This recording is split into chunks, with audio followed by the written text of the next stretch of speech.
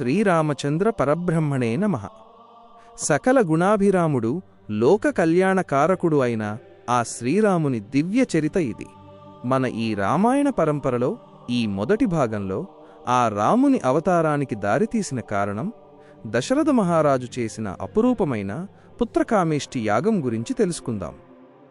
సూర్యవంశంలో రఘువంశంలో జన్మించిన ప్రఖ్యాత రాజు దశరథ మహారాజు. ఆయన రాజధాని కోసల దేశంలోని అయోధ్య. శత్రువులకు భేదించడానికి వీలుకానిది. అందుకే అయోధ్య సకల సంపదలతో తులతూగుతోంది. అంతటి వైభవమున్న ఆ రాజు మనసులో ఒక తీరని వేదన. దానికి కారణం సంతానం లేకపోవడం. వయసు పైబడుతోంది. వంశాన్ని నిలబెట్టడానికి ఒక్క పుత్రుడు కూడా లేడే అని ఆయన ప్రతిక్షణం మదనపడేవారు. ఈ వేదన నుండి బయటపడటానికి రాజు తన కులగురువైన వశిష్ఠ మహర్షిని ఆశ్రయించి తన గోడు వెళ్లబోసుకున్నాడు. అప్పుడు వశిష్ఠులు ఒక ఉపాయం చెప్పారు. రాజా, చింతించకు. నీకు ఈ దోషం తొలగి సత్సంతానం కలగాలంటే ఒకే ఒక మార్గం, పుత్రకామేష్టి యాగం. అయితే ఆ యాగాన్ని సామాన్యులు నిర్వహించలేరు. అంగదేశంలో ఉన్న మహాతపస్సంపన్నుడు ఋష్యశృంగ మహర్షిని తీసుకురావాలి. ఆయన ఆధ్వర్యంలోనే ఈ యాగం జరగాలి. దశరథుడు స్వయంగా వెళ్లి ఋష్యశృంగుని సగౌరవంగా అయోధ్యకు ఆహ్వానించాడు. సరయూ నది ఒడ్డున వేద పండితుల మంత్రోచ్చారణల మధ్య యాగశాల సిద్ధమైంది. ఋష్యశృంగ మహర్షి ఆధ్వర్యంలో పుత్రకామేష్టి యాగం అంగరంగ వైభవంగా ప్రారంభమైంది.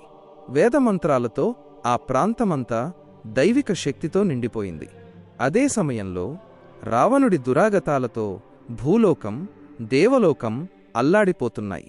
దేవతలందరూ బ్రహ్మ, విష్ణువు వద్దకు వెళ్లి మొరపెట్టుకున్నారు. అప్పుడు శ్రీమహావిష్ణువు వారికి అభయమిచ్చాడు. త్వరలోనే నేను దశరథుని కుమారుడిగా జన్మించి ఆ రావణుడిని సంహరిస్తాను అని మాట ఇచ్చాడు. ఇక్కడ యాగం చివరి ఘట్టానికి రాగానే ఆ అగ్నిగుండం నుండి ప్రజ్వలిస్తున్న తేజస్సుతో ఒక దివ్య పురుషుడు, యాగపురుషుడు ఉద్భవించాడు. ఆయన చేతిలో ఒక బంగారు పాత్ర ఉంది. అందులో దేవతలు సిద్ధం చేసిన దివ్య పాయసం ఉంది. ఓ దశరథరాజా, ఇది దేవతల ప్రసాదం. దీనిని నీ భార్యలకు పంచు. నీకు పుత్ర సంతానం కలుగుతుంది అని చెప్పి ఆ పాత్రను రాజుకందించి అంతర్ధానమయ్యాడు. ఆ రాజు ఆనందానికి అవధులు లేవు. ఆయన కళ్ళు ఆనంద భాష్పాలతో నిండిపోయాయి. ఆ పాయసాన్ని అంతఃపురానికి తీసుకెళ్లాడు. అందులో సగభాగాన్ని తన పెద్ద భార్య అయిన కౌసల్యకు ఇచ్చాడు. రెండో సగభాగంలో సగాన్ని, అంటే మొత్తం పాయసంలో 4వ వంతు తన చిన్న భార్య కైకేయికి ఇచ్చాడు. మిగిలిన భాగాన్ని, మరో 4వ వంతు తన రెండో భార్య సుమిత్రకు ఇచ్చాడు. ఆ దివ్య పాయసాన్ని స్వీకరించిన 3 రాణులు గర్భం దాల్చారు. అయోధ్య నగరమంతా పండుగ వాతావరణం నెలకొంది. సరిగ్గా చైత్రమాసం శుద్ధ నవమి పునర్వసు నక్షత్రం రోజున కౌసల్యాదేవికి సాక్షాత్తు ఆ శ్రీ మహావిష్ణువు అంశతో మన శ్రీరాముడు జన్మించాడు. ఆ తరువాత కైకేయికి భరతుడు, సుమిత్రకు లక్ష్మణుడు మరియు శత్రుఘ్నుడు జన్మించారు.